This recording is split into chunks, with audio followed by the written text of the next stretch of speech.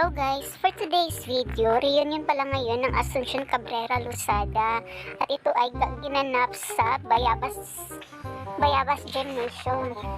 Pasensya na kayo medyo bulol talaga ako. Kung nakikita nyo naman, wala pang masyadong tao dahil alas 9 na kami dumating dito at yung mga tao dito ay umattend pa ng misa. Alam niyo ba guys, ang ganda talaga ng gym dito sa Bayabas dahil aircon siya. O diba, ang lakas makasosyal. Kataling na pagkatating namin dito sa Bayabas, pumasok agad kami at ramdam ko agad yung lamig.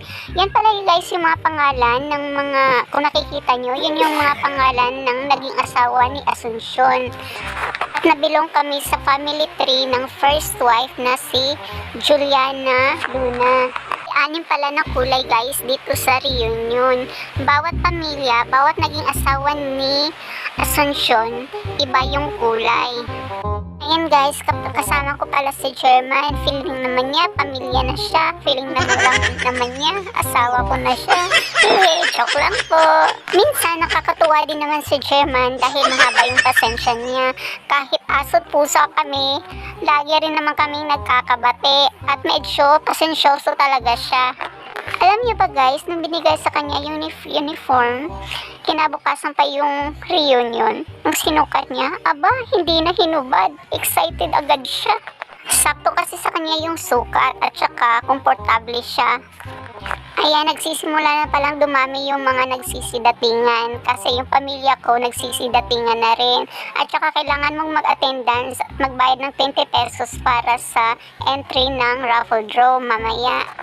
Ayan, kung makikita nyo naman, nagpa-practice na kami sa aming yell dahil kami pa naman ang unang tatawagan dahil kami yung nasa pamilya ng first wife na si Juliana Luna, unang asawa ni Asuncion. Ayan, kung makikita nyo naman, buti na lang meron kaming teacher na si Ma'am Ada Laurente. Dahil teacher kasi siya, kaya sanay na sanay siya, kaya siya na lang yung nagtuturo sa amin. At saka yung mga kasamahan kasi namin, medyo may edad na, kaya ayan, siya yung nagtuturo sa amin. Nakaliwat ni Juliana. Juliana. Thank you. Again, ladies and gentlemen, the secretariat, kompleto na ba ako? Ayan, bawat pamilya pala busy na para sa kanilang mga yel. Ayan, kung nakikita nyo ba guys, andun pala si Val Laurente dahil pilong din siya sa pamilya namin ng Juliana Luna. Yan si Val, yung tumakbong mayor ng Tago. Parang hindi magutom, syempre nagmerienda muna kami guys. Ayan, si Afam wala ring pili, kumain na rin dahil gutom na rin siya.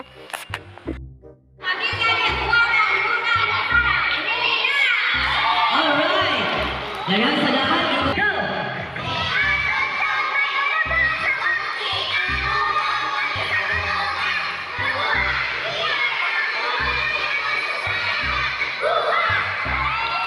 Alright, no, join ang tanan.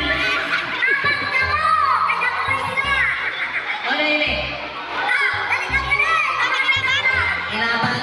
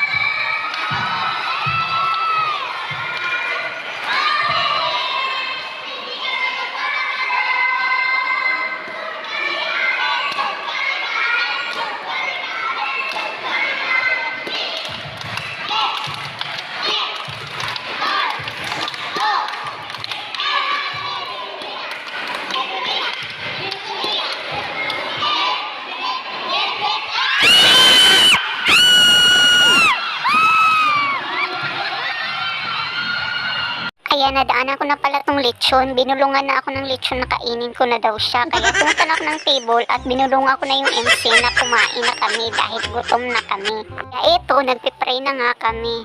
Ilang kami kanimo, babae sa Espiritu Santo. Namukiya ka namo sa pagkakasan, mapuyo sa pagkasing-kasing kanuna-una. Aron ako makatampo o makalaw ako panagigit sunay, isip imong katawan. Palaagin Ginoo ang mga tao na palayo-ini. Pinatong ka ikaw para makatunhay, mapalago, o makapsay ang mga programa.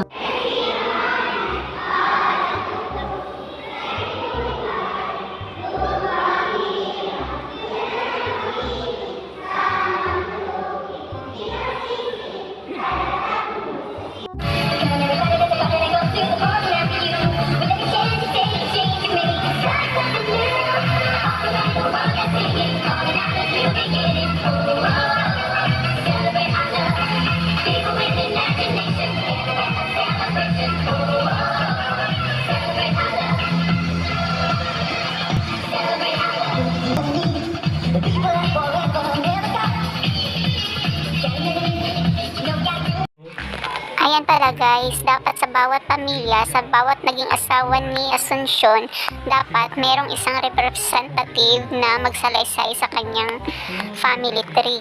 Namatay si Juliana Luna na naghatag og dakong katukanan sa Asuncion.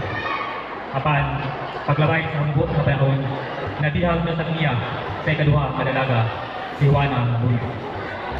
Sa iyang asawa, si Juana Luna, nagpunga namang sa suklim.